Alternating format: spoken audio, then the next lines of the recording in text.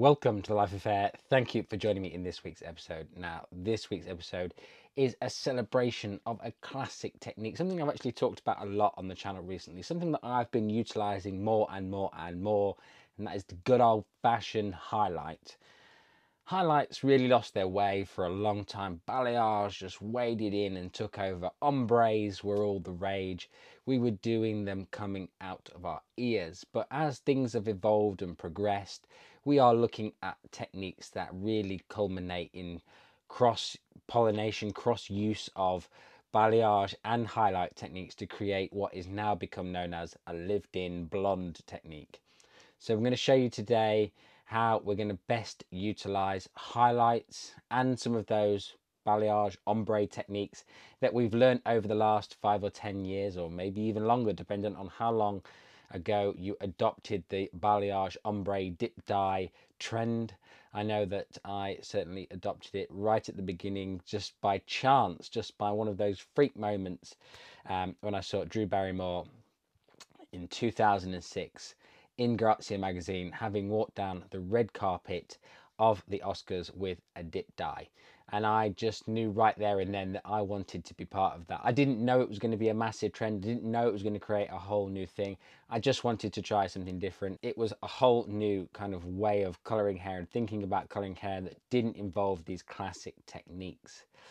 But boy, am I pleased I learnt the classics along the way, because the classics always pay you back, guys. So make sure that you make the most of learning these fundamental techniques, because they will carry you through your career. They will always be the backbone of our industry, and techniques that we will always go back to are these classic techniques. And I don't think ombre, balayage, or any of these techniques are going anywhere. They are part of the classic repertoire now. We just have to learn to incorporate them into our own personal work. So I hope you enjoyed today's episode. If you do, hit the thumbs up button, subscribe if you haven't already. Loads more content coming to the channel each and every week. And chat to me down in the comment section. When did you learn to highlight? Do you highlight now? Do you like highlights? Do you not like highlights? Let me know. I'd love to know how you guys perceive the techniques. And if you want more Life of Hair education, there's a link down in the description to my Patreon, where we do private lives for $10 a month. You get 2 lives where we take blah, blah, blah, where we take a deep dive into the techniques that I use and really drill down into how you can best implement them into your day. So until next week, guys, look after yourself, and I'll see you again in the next one. So this is our starting point. Quite light hair naturally, around a level 7, going into some very, very grown out balayage technique that is roughly about a year old, I believe. There's quite a lot of warmth in the ends. The ends are just generally too warm for the client. She's used to being very, very blonde. She thought she'd try being balayage. She doesn't love it. She wants to be blonder, brighter, more colour in her hair. So today's mission is to take everything and amp it up. So the first thing that we're going to do is a foiling technique, just a classic foiling technique. Subdivided the hair into 4 sections, hot cross bun as we call it over here in the UK, but 4 quadrants for the rest of the world, it seems. So really simple technique, 2-3 mil section from the previous foil, weave off the top, very fine, and then apply generous amount of lightener to the hair, saturate, saturate, saturate. And then any low light sections that are in the hair through the ends, pick them up, and with a lower developer, which is 1.8% blue powder bleach, the root color is 6%, just out of interest. We're going to just hook that back, and we're going to paint it over the top. I know some people separate with foil and stuff like that. I do that sometimes, but in this particular instance, I've just put my 1.8% over the top. It won't inhibit the lift because it's going to be on for a pretty long time anyway. So mega simple technique, really easy to do all the way through, working in a slight diagonal as we work up these back 2 quadrants. And it's just about making sure that the weave is nice and fine, because we're going to saturate the end. You're going to see that in just a second. But the fine weave will ultimately give you the best and cleanest lift, because you will be able to saturate the hair well. Saturation is king when it comes to any colouring technique, and really making a colouring technique work: saturation, saturation, saturation. So make sure that when you take your technique, and whichever weave that you do, if it's not super fine, it's not easy to penetrate all the way through that section, then make sure that you elevate the section and then allow the product to get onto the underneath side of that section, because sometimes unwittingly, even if you've painted across the section horizontally to make the product spread out, you haven't got that saturation all the way through your weave. So it's really, really important to bear that in mind. It's something that you really need to focus on when you're doing these techniques, when you're doing any bleaching technique, that when you have applied your lightener, it has traveled all the way through the section. In some of my previous videos, I've talked about this more, so go and check out some of the videos I've made on lightening hair about saturation and the importance of saturation. Quick reminder about how I foil for anyone that doesn't know. Foil goes up the head, pintail in at the bottom, fold the pintail, the foil around the pintail comb, place it into the section nice and firm, pull down with my left hand that's gripping the hair, saturate the hair till the product sticks, saturate, saturate, saturate, fold by a third again, secure the flap at the back, fold the edges if necessary. Easy, super easy. Great to have that flap at the back for extra security. Not everybody's cup of tea, but I personally couldn't be without that little flap at the back for that extra bit of security when I'm foiling. But as I'm going through this technique, as you'll see, I'm just making sure that I'm really hitting as many of these low lights that were in the hair from previous. There was dimension added into the ends on the last session, but as it had faded, and as I always say with most low lights, they turn out, or they become quite dingy and warm if you're not careful. So always be on the cooler side, and just make compensations, add warmth into cooler tones to give cooler end results, and therefore not warm or low lights throughout the hair. So once we've finished the back sections and all of the hair that is out of the foil, I've then gone in and applied the 1.8% blue powder bleach to all of the ends, massaged it in, and then backhanded up towards the root area. Now we're not going above the line of demarcation in the hair from the previous technique. We're just going to it, and we want to obviously try and get this hair just to lift a little bit lighter, take away some of that kind of level 9 color and just bump it up to a 10. There is some low lights in there from previous, as I mentioned. It would be good to get those a little bit lighter too, so the overall perception of the technique would be a little bit lighter. We'll see how this comes out in the end. But I do this quite a lot in between my foils, and remember, by using that 1.8% or 6 volume developer, we do get a very, very slow and very, very gentle lift on the hair. So even though I'm going over previously pre-lightened hair, I am using a bonder in this particular instance, Olaplex, but I'm really trying to obviously make sure that I'm looking after the condition whilst I'm pushing the hair right to the boundaries of what is safe. So always proceed with caution, guys. If you're going to go over previously pre-lightened hair, make sure you've got the lowest vol available to you. Never go in with anything higher than 10 vol, and don't leave it on excessive amounts of time. It's really, really important to remember that, because when you're bleaching previously pre-lightened hair, it can go wrong quite quickly. So it is of paramount importance that you are very, very time efficient if you're going to do a technique like this. If you're a little bit slower, then what you can do is remove the foils, wash the hair, and you could do a wet balayage over the ends to create a similar effect afterwards. It will long out the process quite substantially, but it will save you having a client with broken hair on your hands.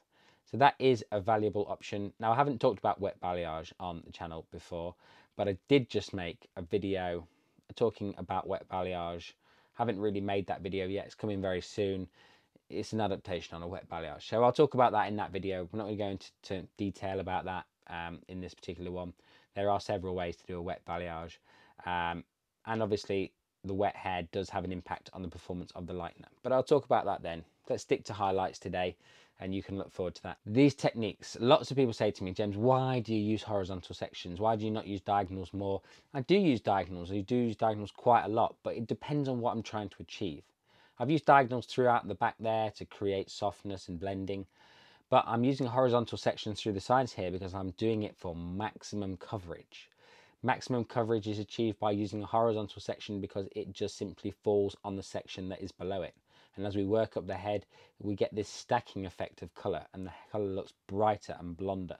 We do need to be obviously mindful that if the hair is worn back, it can look stripy, but it won't look stripy if your weave is fine enough. The secret to all highlights is just go baby fine. You might have to put more in, but you won't get the stripy effects that you think you'll get if you go in with a fine weave. When I teach highlighting classes, which I did for 5 years to stylists of all level, when we talked about the different weaves that were available to you as a hairstylist, it was amazing when we came round to the kind of baby light micro stitch, as we called it, how chunky that was compared to what I had set as an example in my class. I know for a fact that some of you will be absolutely genius at making super fine weaves, but I also know for a fact that some of you guys out there will inadvertently err on the side of a regular stitch for your weave. Now, some of my weaves in this particular technique are not micro fine. They are getting slightly heavier. They're pushing towards a regular stitch, but they're still on the fine end comparative to what I've seen from people who had told me that this was their micro weave or baby light stitch. So just go as fine as you possibly can. And it's amazing how such a little bit of hair has an enormous impact on the overall result. I know when people do very fine highlights for the first time, they feel like it's not going to be visible in the hair. But one thing I will say, if the hair is very thick, and this lady's hair is very thick, you can go a little bit heavier with your micro weave and it will look a-okay. It will look like it would on finer hair. If you've got finer, straighter hair, you really do need to focus on making those weaves super fine. It's really important that we think about the density of the hair that we're working on, not just what we want to do or what we have always done to achieve that result.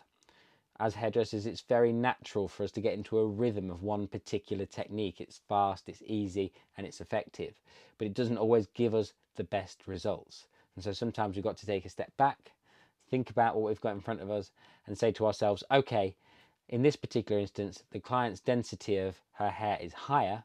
I want to create a baby light micro stitch look, but I don't need to go mega fine on this thicker hair, because if I do that, the technique will get lost. We are then going to swap over to the opposite side and we will just meet in the middle in a carousel or Rolodex or whatever format you can relate to.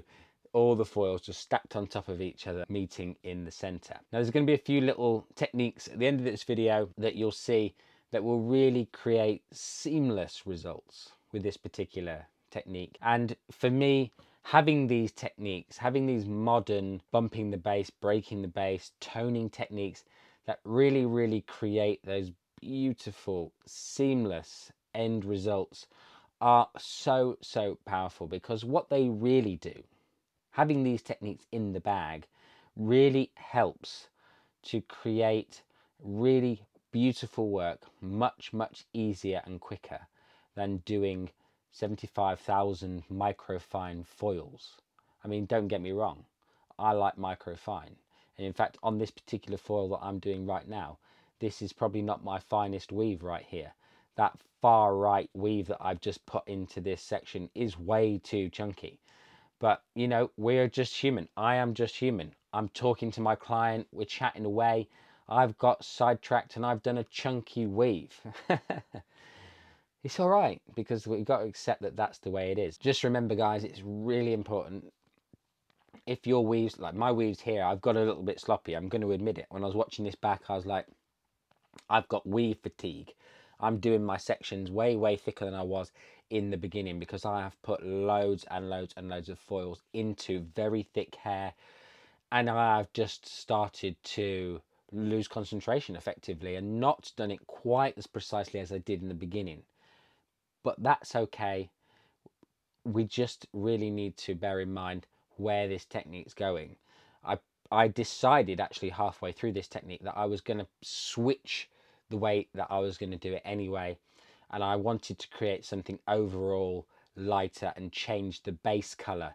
So instead of painting in between the base color, I decided that I was going to bump the base or break the base at the basin just for a couple of minutes, just to kind of melt everything together. But then on top of that, I was also going to use the toner to really sync everything together. So in a couple of seconds time, we're going to get to see that. Obviously, I'm going to have to paint through the ends of my front sections with my freehand technique like I did previously before we get on to taking the back out. But again, exactly the same thing. Scoop some bleach into your hand, rub it onto the ends, backhand it up towards the foils. Easy peasy, lemon squeezy. I don't think I've said that since I was about 5 years old, but I like it. Easy peasy, lemon squeezy. So just backhand up to the ends. If you've never done a technique like this, if putting your hands in the bleach pot and dumping it on the hair and backhanding up to the roots feels alien to you, then it's time to break out of your box. It's time to do things differently and try different things. The definition of insanity is to do the same thing over and over and over again and expect a different result. To get different results, we have to do something different. I know that is completely self-explanatory, but in reality, most of us just do the same old thing day in, day out because it's safe. We know what's going to happen.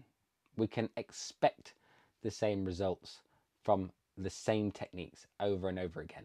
But when our client brings in new pictures, different pictures, we've got to be ready to adapt and change. So you just saw me take out the back foils before I took out the front foils. I'd then let the front process, and you are currently watching me do a base breaker. Now, base breaker is a fantastic product and it's just a great way of using it. I'm actually using a dedicated base breaker in this particular episode. I'm not going to talk about which one at this moment in time. We'll get into that another day. I'm going to talk about base breakers as a whole in another video very soon. But basically, the way that this particular one works, you apply it to the hair, you leave it 10 minutes.